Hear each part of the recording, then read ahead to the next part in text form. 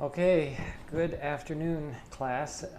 This is our final lecture, and I hope you'll forgive me for being in my sportswear for the Cleveland Indians. Who knows if that season is even going to continue, all the cancellations that are happening. You know, one of the things that we've discussed in this course is the distinction between order and chaos in our lives, right? And the illusion of order that we have. And I think you're starting to see that in real time, that you walk around in a very set structure that, as long as it's not perturbed in any particular way, then you can keep living as normal and everything seems orderly and good. But at times there are interruptions to that order, and you're seeing that now with the coronavirus issue and everything shutting down, and life is changing. Who knows how long? Maybe it'll be short term, maybe it'll be a while, I don't know, but certainly things are going to change for a bit. And so now's the time that one thing I've tried to make clear from especially the beginning part of the course, when we read Oliver Sacks, it was that disruption, be it through an illness or some other form in your life, is both good and bad, right? It's bad because it's unsettling, it's unpredictable, and nobody likes to experience chaos, obviously.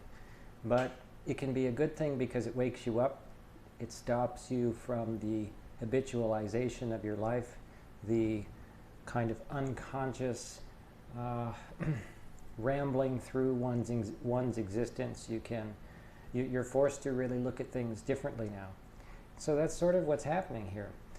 What I'd like to do for this lecture is to review a bit of the course, and I'll take you through the lecture pretty quickly. It's not going to be that long, but I just kind of want to sum up. Now, normally I start the lecture, if I were in class with you, I'd start with a short video from a TED Talk, or I might, there's the short version on TED Talk and a longer version on YouTube, but if you haven't seen it, there's a video on molecular machines.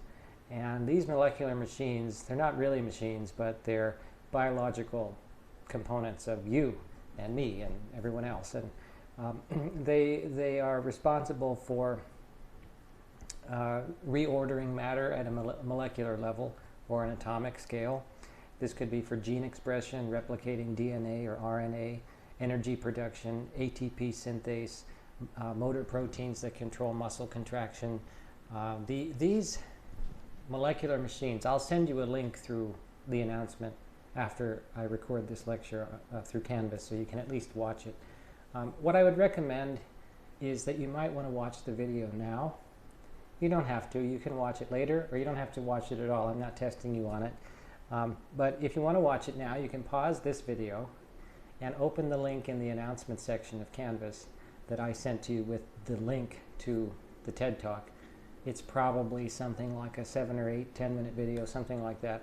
And you'll actually see an animation of these molecular machines, these biological machine-like elements that live inside you. Now, remember that video I showed you in class where there was the woman lying on the ground, in the grass, and there was a camera that was kind of like over her face, and at first we zoomed way out, and you could go out to the city, and then the state, and then the country, and the planet, and then the universe, and so on. And then it zoomed way in back to her face, and then even further in, all the way into her eye and through the cells, etc. And so I've tried to point out to you that what you see in life is only an imperfect representation of something, of an accumulation of things. And the world is too complicated for you to see exactly as it is, but that doesn't mean that you don't see it adequately or correctly. You see it in the way that you need to see it so that you can function and survive. And if that vision is interrupted, as we saw, for example, with Dr. P, the very first chapter of the Oliver Sacks text, you could be in serious trouble because You evolved to see the world in a way that would suit your survival. You did not evolve in a way that you would see accurately, necessarily. And I hope I made that point clear throughout the course. So what I'd like you to do is, if you can, pause the video, watch the Molecular Machines video from the link I sent you, and then come back. Okay, hopefully you've done that. So now, what was this video about? Well, you should have seen that as you zoomed in on the machines, there are actual walking, machine-looking things that live inside you, and this is actually what they look like. These are little parts of your being that live inside of you and replicate RNA and DNA for your benefit every day, every moment. I mean, billions and billions of times. And one of the things that I tried to make clear to you throughout the course was that you are in very little control of your body, of your self.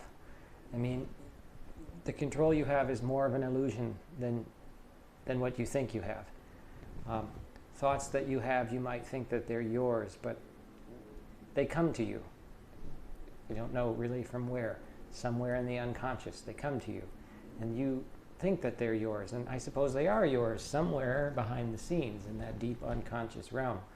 But there are lots of mechanisms, biological mechanisms, working on your behalf behind the scenes, under the skin, that you are not even aware of, that make you, you. And so your existence as you walk through life, as you interpret life, isn't exactly accurate either. Who knows what this existence is? It's hard to say. But you saw these molecular machines that live and work on your behalf. And they do everything they can to make sure that you live a successful life. To me, that, maybe I'm wrong on this, but to me, I think that shows that we have a responsibility to ourselves, to take care of ourselves, meaning that there are other biological phenomena working on our behalf, our immune systems, our nervous system, these molecular machines, etc. The unconscious parts of our brain that compete to try to create the best result, even though it doesn't always work. And I think that there are so many of those that we may owe our bodies back something, in return. Maybe what we owe them is our responsibility to take care of them as they take care of us. You can quibble with that, you can disagree, you can certainly make an argument that through our free will we owe our bodies nothing. But I'm not sure I believe that. So these molecular machines, they also work, as I said, for energy production. They work to control your muscle contraction. Everything you do as you move through space, if you want to grab something, it requires a whole bunch of muscle movements, right? Every single thing you do. If you want to make your child dinner, you have to move your hand, your body through space in a certain way to grab this dish and to grab that pan and to grab that ingredient and to move things around and spoon things in and hand it over. Your body is directly responsible for manifesting your reality. Either your body manifests your reality, or what we should say is it's an accumulation of many bodies on the earth that move in space and create reality. And if I've gotten nothing clearer to you in this course, I want you to think that in some ways you are like a little God in the universe. You're not God, whatever that is, and I don't know if it exists, but my point is you're not able to do anything that you want, but you're not a rock either. You're somewhere in between. You are able to willfully move your body through space and change matter. And I think when you can do that, when you have the power to influence the rest of life and the rest of your life, then that means that you have a responsibility to do it properly.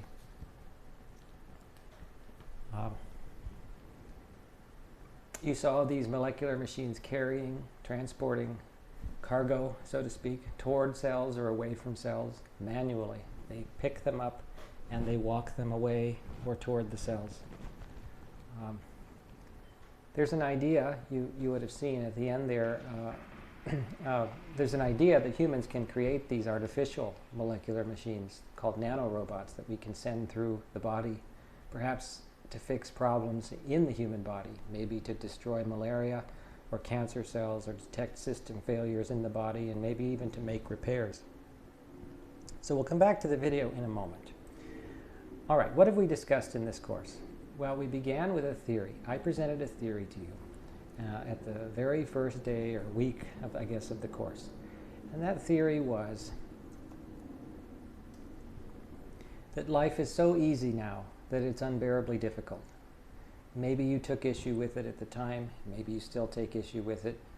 But what did I mean? I meant that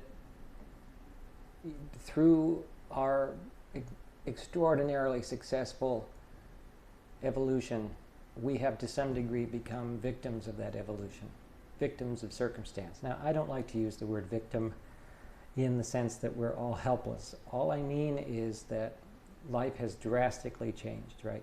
I mentioned that 70% of our time used to be spent gathering and hunting food, making sure we have adequate shelter for us, ourselves and our family, our children, our spouses. All of that's taken care of. You don't worry about being eaten by an animal when you go about your day. That's just not something that you have to worry about. You don't worry about finding food unless you're at the absolute lowest destitute levels of socioeconomic strata.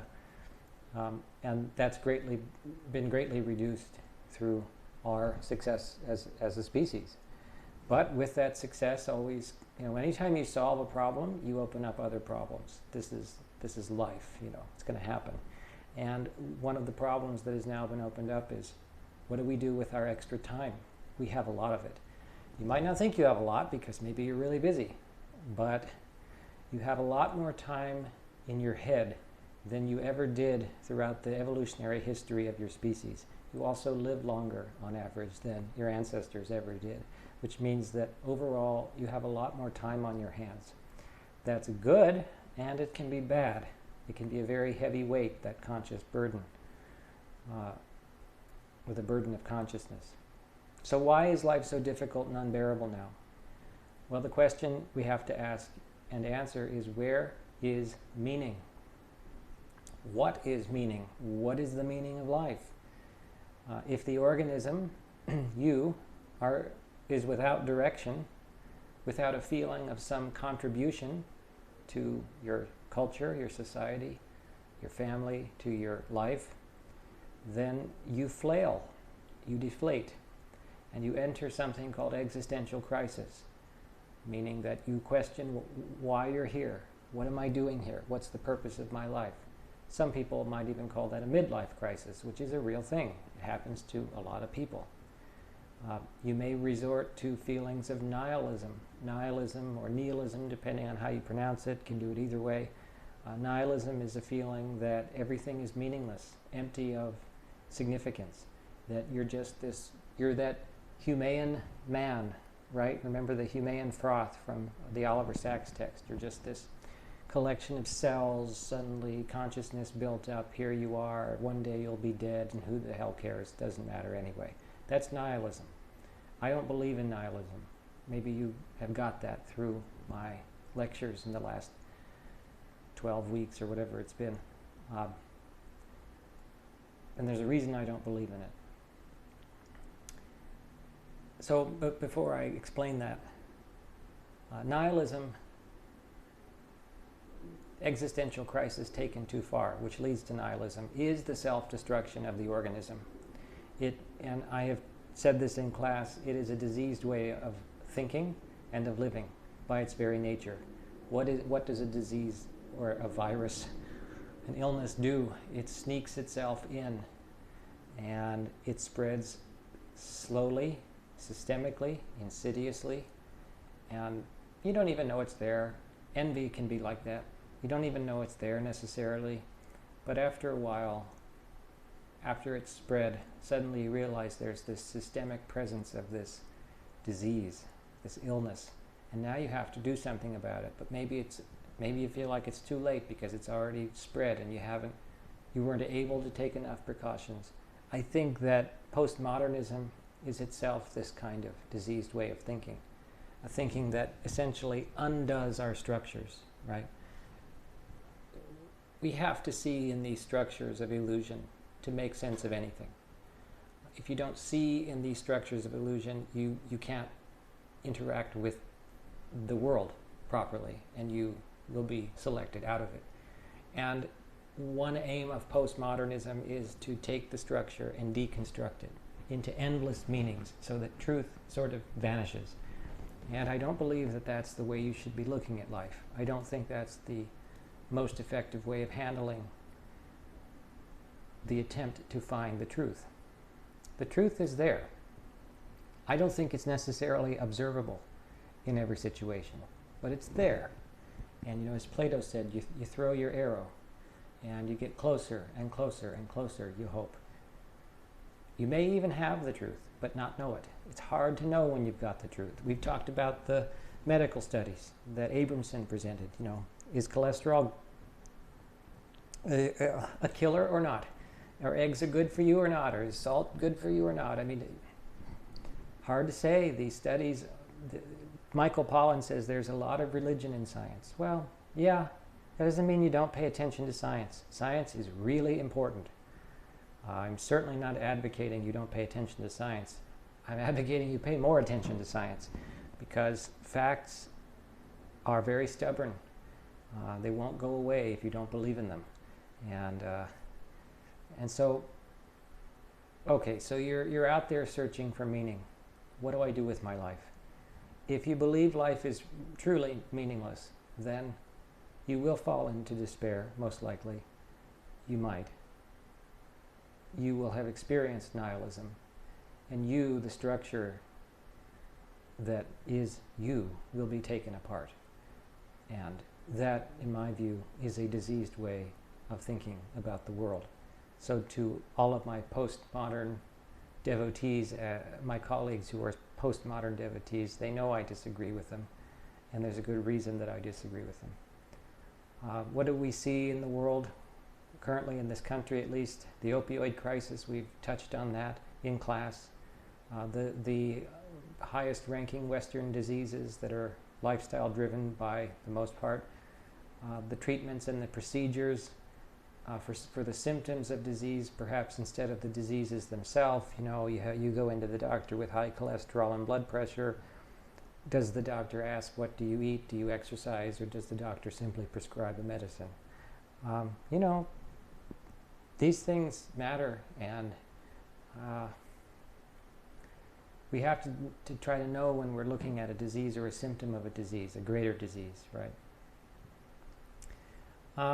We've talked about distractions, the element of distraction. This could be substance abuse. This could be consumerism, materialism, people who run up huge credit card debts because they have shopping addictions. Technology, social media, and other internet distractions. Television, overeating. All of these practices provide dopamine hits to your brain, and they reward you. They make you feel rewarded. Doesn't stop there. Gambling is the same. Sex addiction. Virtually anything can become a kind of mechanism for giving you a dopamine response that rewards you.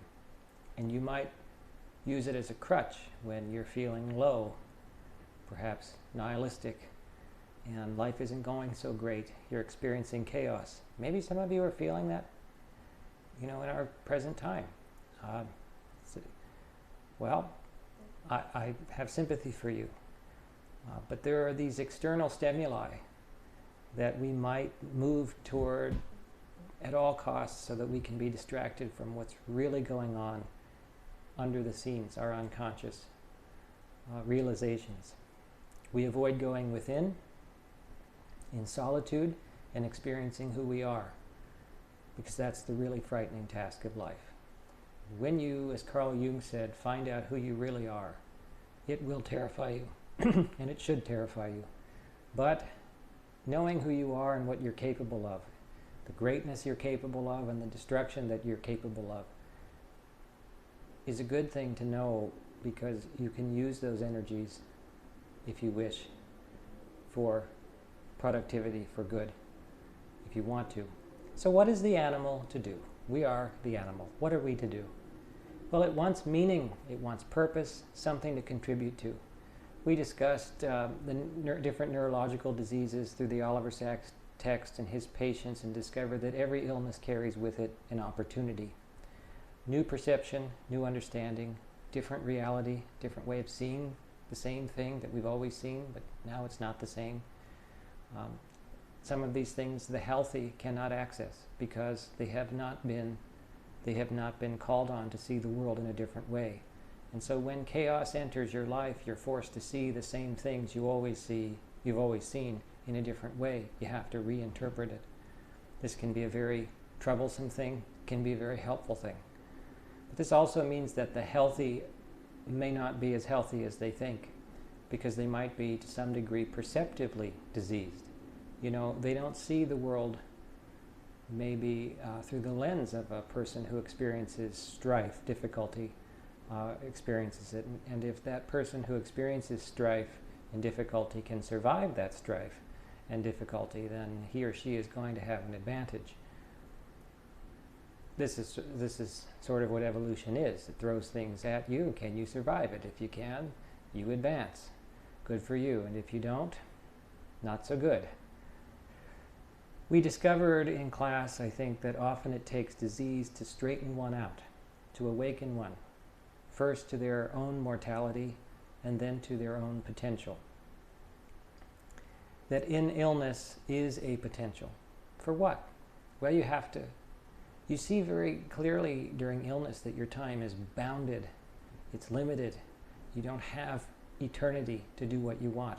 You don't have eternity to love the person that you love and to show them that you love them and to say all the nice things to them that you'd like to say. Your time is limited, might even be more limited if you get a certain diagnosis that you don't want. And that might open the potential of what you can do, what you should do. If you don't have the threat of death hanging over you all the time, you become an unconscious, to some degree, zombie.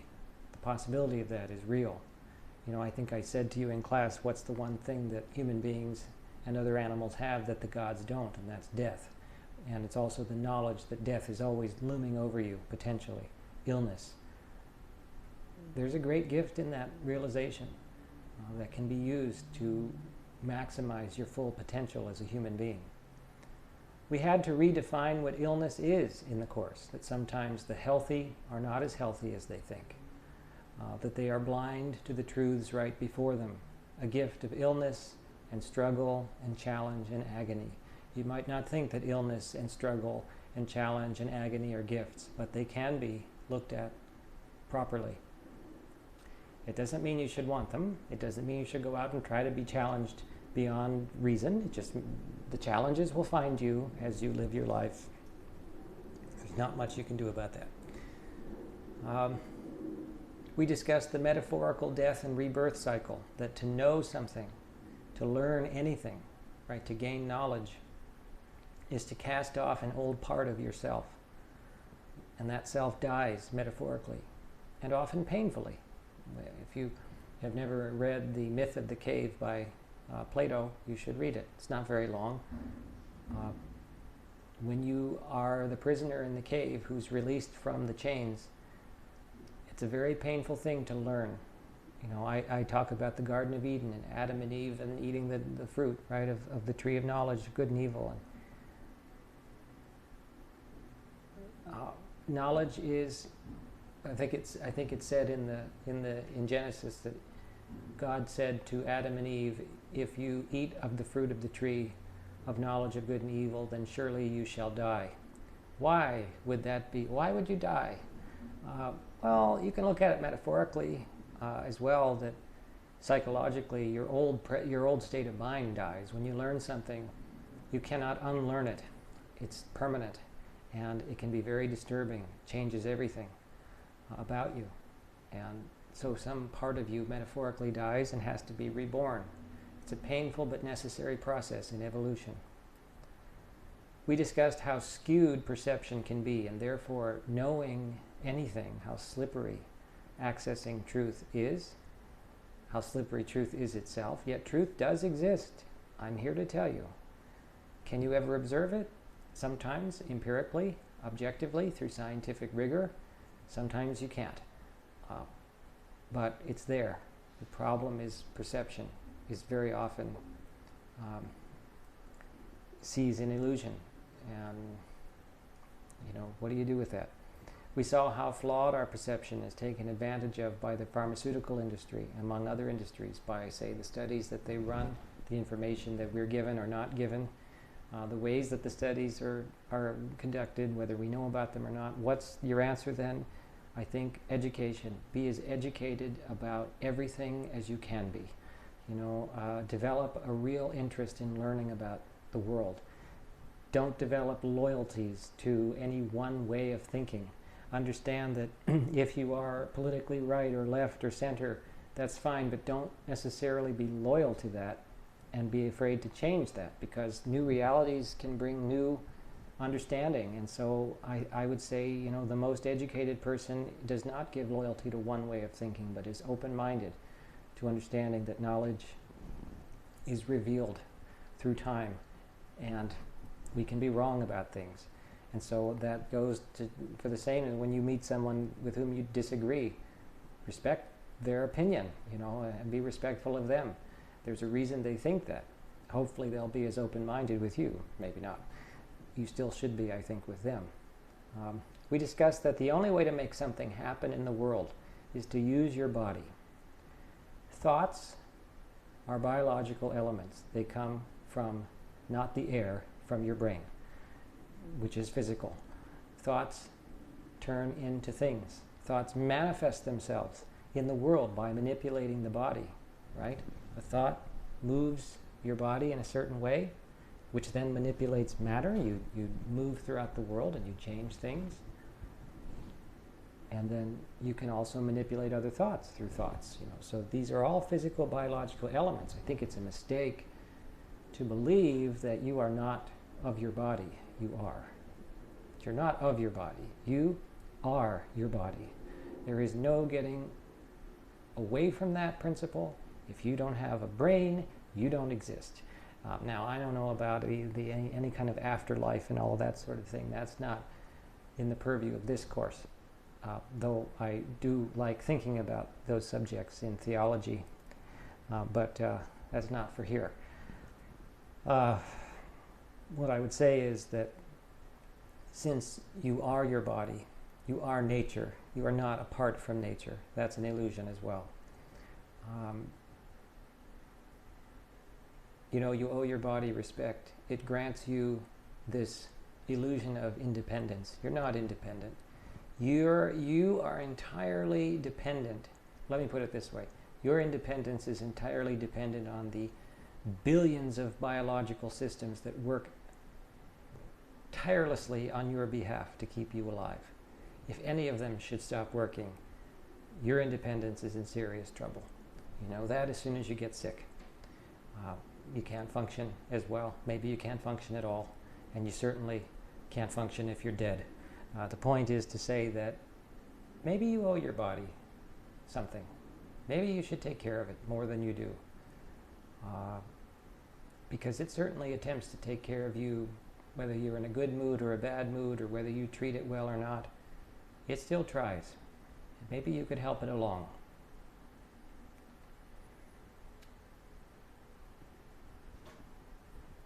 Now let us refer back to the video, The Molecular Machines. I said I might send you a short story, but I didn't send it to you. If you're interested, this is one of my favorite neuroscientists. His name is David Eagleman, E-A-G-L-E-M-A-N. And he wrote a collection of short stories. It's very short, maybe it's 100 pages, maybe not even that. It's called Sum, S-U-M, and they are brilliant short stories, and they're all very short. You just can read one per day and think about it for hours because they're so brilliant. And he wrote one story in that collection called Giantess. giant, like Giantess, giantess, like a female giant. And here's kind of what he says, so you take your hand, for example, and on your hand you have a bunch of cells that are working on your behalf to make sure that your hand can function and move and you can feel it and all of that sort of thing, and that the skin is constantly renewed so that it doesn't become decrepit and die off. And okay, the interesting thing about this is the cells themselves probably have, as far as we know, no consciousness, no conscious awareness of you, but they're alive. They are alive. And if you wanted to communicate with your cells in some way, you couldn't, right? There's nothing you can say to your cell to communicate with it. And if your cell wanted to communicate with you, if it even knew you existed, there's no shared language there either. There's no way, there's no reciprocal ability to communicate. And so Eagleman imagines the universe that's sort of like this. Remember that video I showed you where you zoom way, way out, or you zoom way, way in, and everything changes based on your perspective. And he asks, just like the molecular machines that you saw working on behalf of the human body, what if we are contributing to something in the greater universe to which we have no access? In other words, what if there's something going on way, way out there, farther than we could ever zoom? What if we are really just the size of a cell relative to the rest of the universe, and we are contributing to, say, the equivalent of one cell on the human hand, if there's a larger universal body that's going on? One example he gives is, let's say you're playing a piano concerto, and you're sitting down and you play the piano concerto. For you to be able to play the piano concerto perfectly, the cells in your hand have to be operating right. But the cells themselves have no idea what the piano concerto is. They have no idea what a piano is. They probably don't know what music is. They don't even necessarily know what you are. They can't even communicate with you, but they're still alive and they still have a job to do. They have a function. And Eagleman sort of asks this question, what if that's us in this universe? What if we're like the cells on a hand to some other body that's playing some universal piano concerto that we don't even know is going on, because we're not even smart enough and perceptive enough to see it, right? Because we're too small. We can't see what's going on beyond the cell in our own hand that we might be to this larger body. It's a really interesting thought. We see these beings exist in the miniature world to us, in molecular machines, in bacteria, in, say, viruses. These things live. They have functions. They don't. And this is sort of something else that comes up in his story, which is, let's say you wanted to communicate with, suppose God existed, and you wanted to communicate with God. You may not be able to communicate with God, and God might not be able to understand you, and God might not be able to communicate with you, because you are so different. If you're just a cell on a hand, how does the cell communicate with the body, with you, the body, the conscious you? It can't. It can't. And you can't communicate with it. The point is that what are we evolving toward? It's unclear, obviously, because it's sort of like building a bridge as you go. You never know where the hell it's going, but you're going somewhere. And the idea that you don't have a purpose, that you don't have a meaning, to me is absurd. This is not to invoke any kind of religious anything. I don't necessarily think that you have an afterlife or anything like that. I just mean that the idea that we aren't, every time you zoom in on something, you see smaller and smaller and smaller biological worlds. And at this point, we're only limited by the tools we have to zoom in. And every time you zoom out, you see things that are out there you have no idea of. What is really out there, and what are we contributing toward that we are unaware of? I have this feeling something is there. In other words, you might ask, what cell in the cosmos are you? I think that you might have a real function There might be some cosmic hand playing a piano concerto, and you might be part of the cell that allows that hand to operate, and you don't even know it. We don't know what the grander universe is, or how many of them there are, or what we are actually stuck inside of or within. We're trying to live lives of meaning, and often we feel we are falling short, I think. Yet it may be that all we must do is go out and explore and let the meaning find us. You, as a primate, are a curious, exploring creature. And exploring creatures, what do? They wander into the unknown. This is the definition of exploration, moving into the unknown, which is chaos. It's somewhat frightening. And then those exploring creatures attempt to understand that unknown, to learn from it, perhaps even to manipulate it. Sometimes the unknown can destroy you. Sometimes you can conquer it. But you're always in a dance. You want to be a little bit in the unknown and a little bit in the known so that you can keep exploring, so that things don't stay the same. But you don't want to be so far into the unknown that you have no control and then you die. But in the unknown is potential. That is potential. It's the thing that hasn't become yet.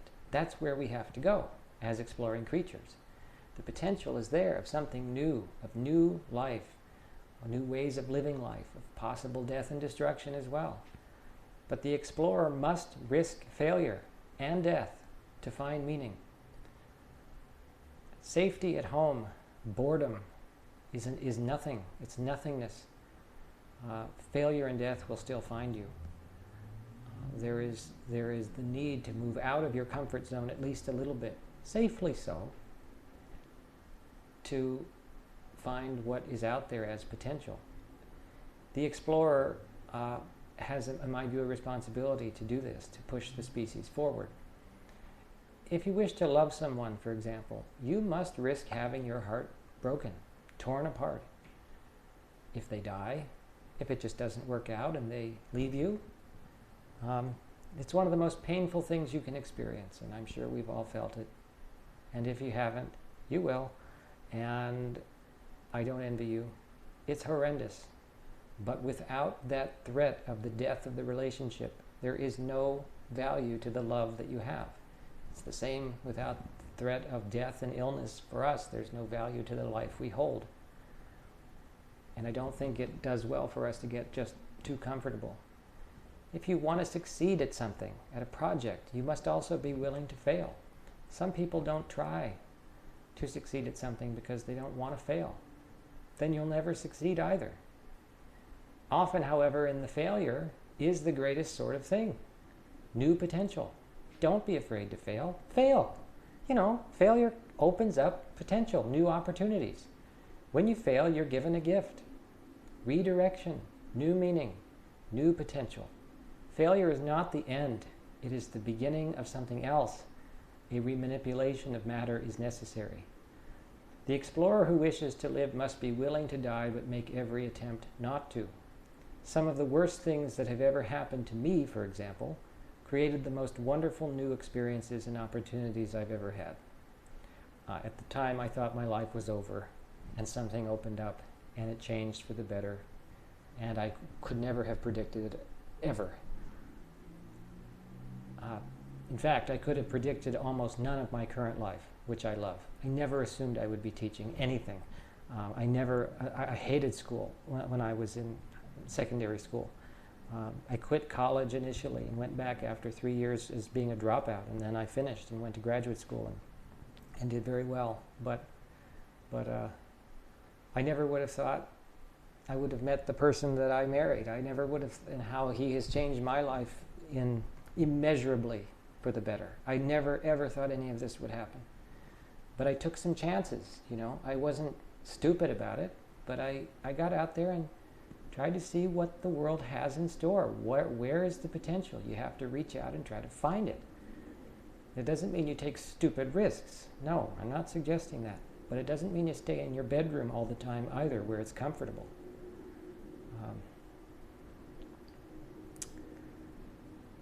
But that's how unpredictable life can be.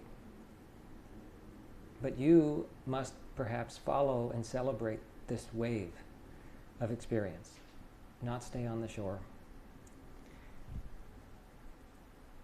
You have to see failure as opportunity, new potential, new direction, not the end. You have to see it that way by changing your perspective, or you will fall into hell. And you may not come out. And you have to come out. Because there are other people worth saving. And maybe only you can do it. But you also have to descend into hell for a while to be able to do it. And you have to be strong enough to come back out again. And you have no moral right, in my view, not to come back out again. And that is because you can. You are not a rock. You have the ability. You have the potential. You have been granted the right, the privilege, by all of the molecular subsystems working on your behalf day in and day out. Go explore, because you can. You have to. So now you have to get out of your bed and step into the world, at least metaphorically. Please don't step into the world and get coronavirus. I'm not saying that, but my point is you have to explore and risk falling down and not achieving what you attempted. You have to risk something meaningful actually happening to you. And maybe risk saving someone, even yourself. Life is so hard now, as I said, because it is often too easy. The exploring human needs challenge, needs to fail, and needs to live. This may be the easiest way to determine and find meaning. You are the cosmos that woke up. You are the universe's molecular machine. You get to manipulate experience with your body, to interact with potential, to interact with nature, to interact with possibility, and to influence it.